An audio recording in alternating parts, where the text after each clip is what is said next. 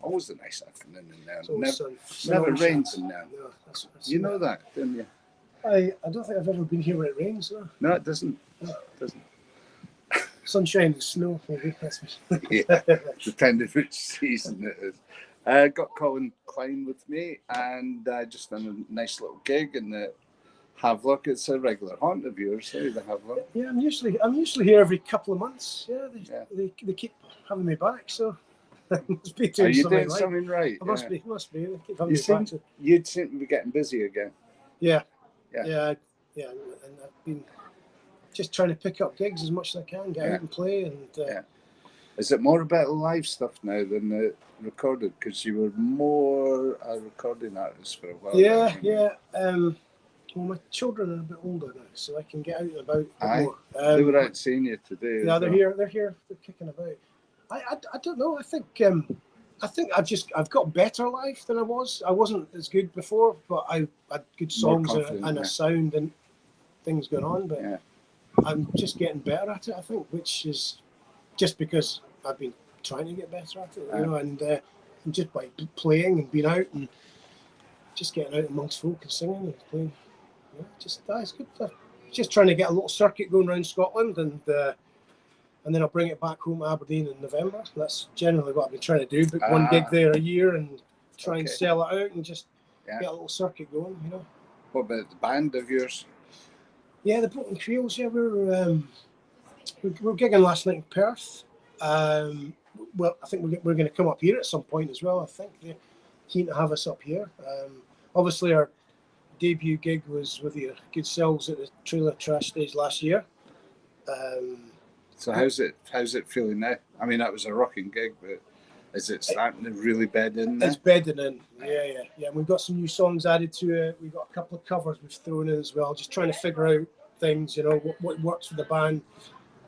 I'm getting more comfortable playing in a setting like that. I'm used to parking my backside and singing songs with acoustic guitar. So for me, I enjoy it. It's been great fun. It's hard work being in a band. Anybody knows that. It's a herding cats. Can be a bit of a pain in the arse, but it's been it's really starting to come good, And we're looking to do another single at some point. And is there a point in doing an album these days? That's a difficult. The problem is, question. I know how much we spent on the single, and you do that times that another 8 or 9 times. Yeah. It starts getting really expensive. And you were saying earlier on about recording. When I used to work away, and then I'd come back and work away for 3 months, and I'd come back in America, and I had a lot of disposable income. It was very easy to go and make records and stuff. It's not so easy now.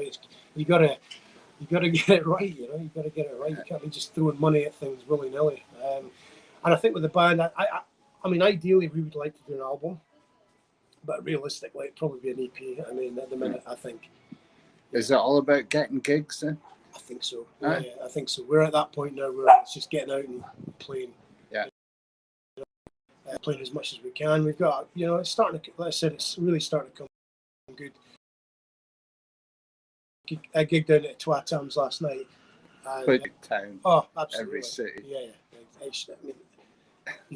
It's a great spot. It's a great venue. And you go in there any night of the week, and you see there's a regular bunch of people in there that are part of the scene. They've got a scene. That scene. Yeah, they've got a scene. It's a great scene. And that's the hub of the scene there. It's definitely got a scene. It's a great example for any of the other cities. It's a benchmark. Yeah, benchmark. Agreed. Well, very cool. What about Aberdeen? Is there a benchmark? I know you're from Stonehaven. What about festival? Will that ever come back? Well, funnily enough. Tell me. Myself and Martin Raitt have been talking about doing Doricana again, but we've also possibly going to be doing it in collaboration with another festival in the area, but I can't say much more on that at the minute, but there has been some discussions about a collaboration, so we'll see, but yeah, we're keen to do that. It won't be this year then. It won't be this year, but there's talks started for next year. Well, so we'll have to have you. You'll have to come. I'll come in. Yeah, you have to keep me. I mean, it was great. We did two of them, and then we I think we had about 150, 200 people came. Yeah. Where a lot of great bands played. Everybody got paid. Yeah. We made money for charity. For goodness Great. sake. You know what I mean?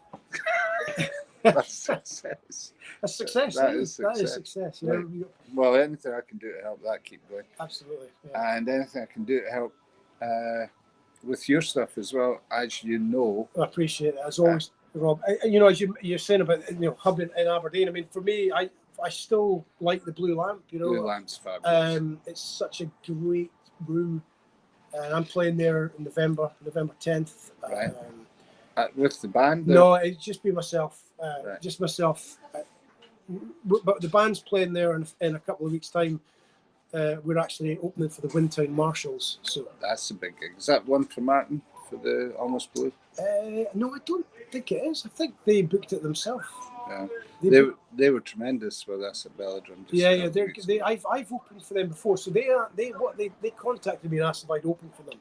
Yeah. And because I was mindful, I've got the gig later in the year, and it's a kind of higher venue. You've got to hire the venue now. Yeah. And I thought, well, I got to just be mindful of that. So I suggested, what about the band? We'll come and open up. And they, okay, let's do that.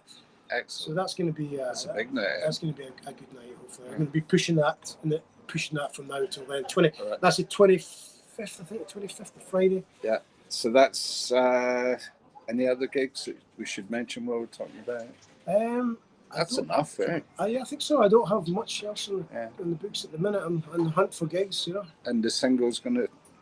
I've got a new single called Escape Route. It's coming out shortly. It's almost finished, so I'll just, once it's done and it's in a place, I'll get it out. We'll get it out. That's me. And the band are looking to do a single as well at some point. Excellent. But this new single's, it's a bit different for me. It's probably the most poppy sounding thing I've done, you know. So, but it's still got some guitars and mandolins and stuff in it. But it's an interesting twist. So we'll see. Excellent. Well, yeah, forever keeping everybody guessing and on their toes, and that's including myself. I suppose. Well, it's fabulous to find you here in Nairn, which is my hometown. Yes, for those that don't know. And the Havelock. I was telling the guys my bit of history with the Havelock, right? Havelock Hotel was owned by Tommy Cowan, who went on to have the nightclub here in town afterwards. But he was a huge music fan. This is my recollection of the first time I walked into this building here. I was with my dad. It was 1960. Well, you better work it out from the story. I was 14 years old, and my dad said, "I give the boy a lager. Give him a lager shandy." So it was the first pint I ever had in a bar. It was here at the Havelock, and Tommy brought out an album from behind, because he had the stereo. He was a huge music fan. Nobody had stereos in pubs in those days. Brought out the album, Sgt. Pepper's Lonely Hearts Club Band. Yeah. He had just bought it in Inverness that day. So the first time I ever... 67? 67, it would have been. Yeah. First time I ever... was 13 then, in that case. No, 12. First time I ever remember hearing Sgt. Pepper's Lonely Hearts Club Band was in this bar with my dad, age 12, having a beer. I mean, that album, I mean, people are still trying to recreate that album, you know. Yeah. It's phenomenal. Talk about ahead of its time. Phenomenal. Phenomenal. I remember doing, when I was doing all the recording and work with Alan Sanderson, he'd been involved in some conference, he'd been at something with Giles Martin, was that? Yeah. And when we were doing, I can't remember which album, if it was Doricana or if it was, I think it was Doricana, because that was recorded live in the room. Like everything, you know, there was things added to it, but the basis of it was there. And it was interesting, the mixing, because the process of mixing that was the same as it would have been back in the day. If you open up too much, the cracks appear. It's really about complementing, covering things. And you're kind of going, oh God, that's not too good, that's not great.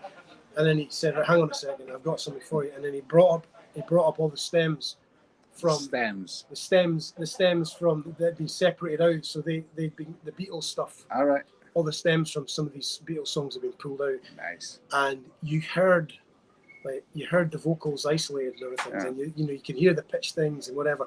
but when they blended together, they covered each other so well. So George Martin was the fifth Beatle for that reason. Yeah, I mean, it's just brilliant, and that was. I think I learned more in that one day than I had done for the previous couple of years I've been working with Alan. Just the understanding of what you're doing, you're covering each other. You know? Yeah. Brilliant. Well, it's good to have you back out live, and we'll look forward to hearing some of your recording prowess as well in the months to follow. And great to see you, Colin. Thanks. Likewise, Rob. Take care of yourself. Take care.